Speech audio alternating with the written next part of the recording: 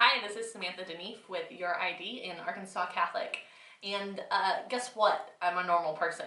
I say that because sometimes when someone's talking on the faith, you think like, oh my gosh, that person is super holy or must have like 1,000 theology degrees. I actually don't have a theology degree.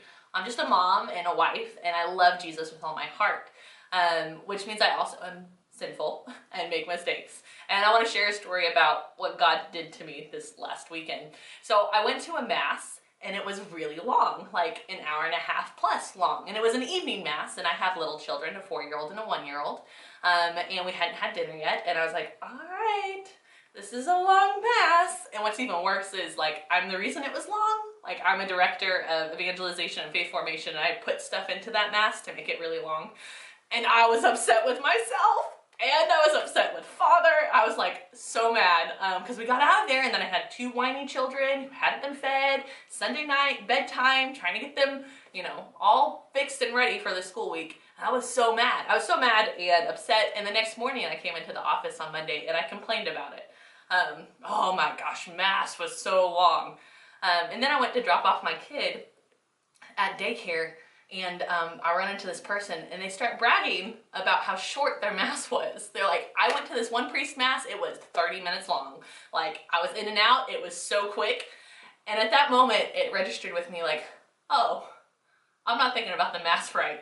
Like, how ridiculous is it that we as Catholics in our culture brag when our masses are really short and complain when they're really long?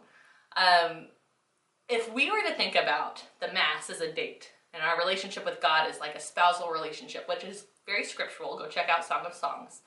And let's say our spouse came to us and say like, hey honey, I want to spend time with you every weekend. Can we like carve out like an hour-ish each weekend to just me and you spend time together? We would be excited about that, right? We'd be like, yes, time with my spouse. I love them. We're going to grow together. It's not like we'd show up on Monday and be like, hey guys, my husband only wanted 30 minutes with me this weekend.